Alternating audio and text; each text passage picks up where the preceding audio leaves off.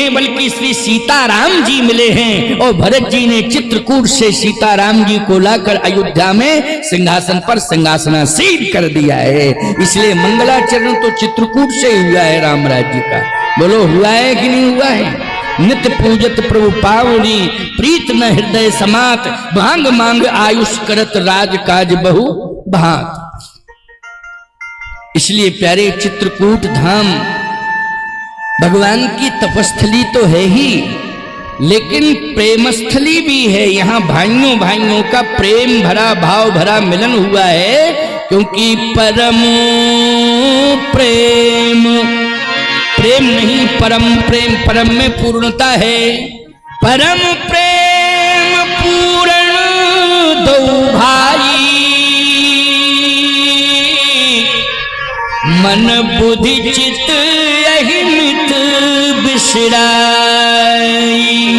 इसलिए प्रेमस्थली है ये। यहाँ प्रेम भी पूर्ण हुआ है, यहाँ प्रेम में परम शब्द लग गया है, इसलिए यहाँ प्रेम पूर्ण है। प्रेम की भूमि है। भरतलाल जी महाराज ने सिद्ध किया है चित्रकूट धाम प्रेम की भूमि। अब आप विचारवान श्रोता हो, जरा विचार करना, बहुत अच्छी बात आएंगे। हो भरत जी तो पादुकाओं को प्राप्त कर चुके हैं,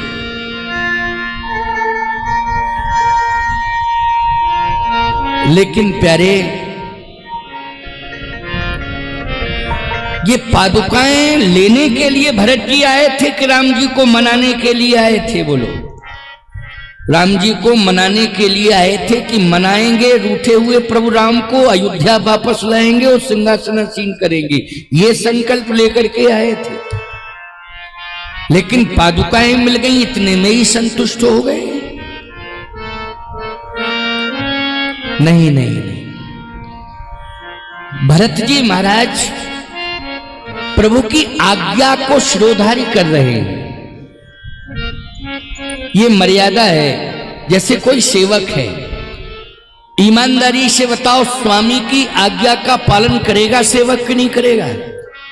कि सेवक स्वामी के समक्ष हठ करेगा, और ऐसी हठ करे कि स्वामी धर्म संकट में फंस जावे।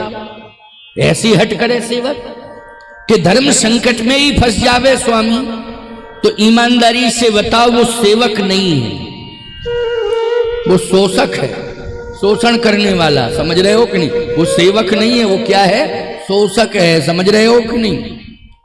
उसे सेवक नहीं कहते। इसलिए श्रीमद् भगवत गीता का एक सिद्धांत है, याद रखना, जिसमें स्पष्टीकरण दिया गया है कि सेवक को कभी भी स्वामी को संकोच में नहीं डालना चाहिए।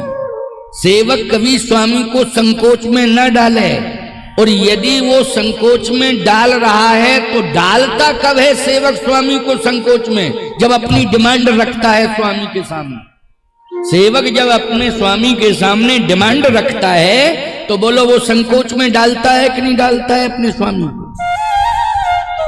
आप यदि भगवान के भक्त हैं, यदि भक्त भगवान से डिमांड कर रहा है तो कहीं ना कहीं भगवान को संकोच में डाल रहा है। आपको डिमांड तो करना ही नहीं है, भगवान से कोई मांग मत मांगो, डिमांड की जरूरत नहीं है। बस भगवान के आप हो जाओ, फिर तो भगवान की ही जिम्मेदारी है कि सब कुछ आपका योगक्षेम वहम करेंगे। अनन्यास चिंतयन्तो माम ये जनः पर्युपास्ते तेषां नित्याभियुक्तानां योगक्षेमं वहाम्यहम्। ये जना पर्युपास्ते, बिना किसी प्रयोजन के आप भगवान के पास जाएं। सेवक का भी यही धर्म कहता कि स्वामी के सामने बिना किसी प्रयोजन के जावे। शिष्य का भी यही धर्म कहता है कि बिना किसी प्रयोजन के वो गुरु के सामने जावे। यदि प्रयोजन लेकर के शिष्य चला गया तो इसका मतलब है कि गुरु को वो संकोच में डाल रहा है। समर्पित हो जाओ, बस अपना जीवन समर्पित कर दो, फिर जिम्मेदारी किसकी है बोलो? अगर आप शिष्य हैं तो गुरु की जिम्मेवारी है, सेवक हैं तो भक्त हैं भगवान की जिम्मेवारी है। जैसे पत्नी ने जिस परिवार में वो आई है उसने समर्पण केवल एक के चरणों में किया है। परिवार में तो है 10-20 सदस्य, लेकिन उसने उस परिवार में समर्पण बोलो एक के ही चरणों में किया कि नहीं किया? वो है पति। बाकी जितने परिवार में सदस्य हैं सम्मान सबका करेगी वो, तो जिस सम्मान के पाने के लायक होगा सबका सम्मान किया जाएगा, लेकिन समर्पण केवल एक पति के चरणों में। अच्छा बोलो भाई, जब समर्पण पति के चरणों में कर दिया तो संपूर्ण जिम्मेदारी संभालने की किसकी हो गई है? बोलो भाई, पति की हो गई कि नहीं हो गई? किसकी जिम्मेवारी हो गई? पति की जिम्मेवारी हो गई। लेकिन पत्नी हठ पूर्वक जिद करे कि नहीं ऐसा तो तुम्हें करना ही पड़ेगा, तो दशरथ की तरह मरना पड़ेगा। पक्की बात मैं आपको बता रहा हूं, कंडीशन खराब हो जाएगी। इसलिए मैं कहता हूं कि आपको कौशल्या बनना है। कल भी मैंने कहा था, कल के प्रवचन में बहुत विस्तार दिया था और कौशल्या जी की महिमा को मंडित किया था। कौशल्या जी ने कभी भी हट नहीं की और कभी कोई डिमांड नहीं की। इसलिए सही बताओ, भगवान राम पुत्र बनकर के आ गए, अखिल ब्रह्मांड नायक हैं, पूरा ब्रह्मांड जिनके हाथ में है। ईमानदारी से बताओ, उसी ब्रह्मांड में कौशल्या अम्बा रहती हैं। ब्रह्मांड निकाया निर्मित माया, रोम रोम प्रति वेद कहे, दिखरावा मातहि निज अद्भुत रूप, अखंड रोम रोम प्रति लागे कोटि कोटि ब्रह्मांड। लेकिन ईमानदारी के साथ बताओ, उस मां को स्वीकार किया है भगवान ने, उस ब्रह्म ने पुत्र बनकर के स्वयं अपने अस्तित्व को उसकी गोद में निछावर कर दिया है और मां के रूप में स्वीकार किया है। क्यों? वो इतनी संतोषी स्वभाव की हैं कि कभी किसी भी प्रकार की कोई जिद नहीं करती।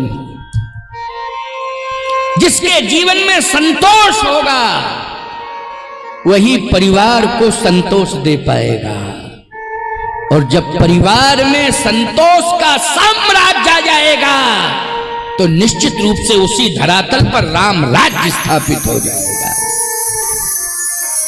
इसलिए कौशल्या जी का जो स्वभाव है वो बहुत ही संतोषपूर्ण स्वभाव है, कभी कोई डिमांड नहीं। डिमांड करने का अर्थ ही है रिमांड पर लेना। हाँ, चाहे गुरु से शिष्य डिमांड करे, शिष्य भी कोई गुरु से डिमांड करता।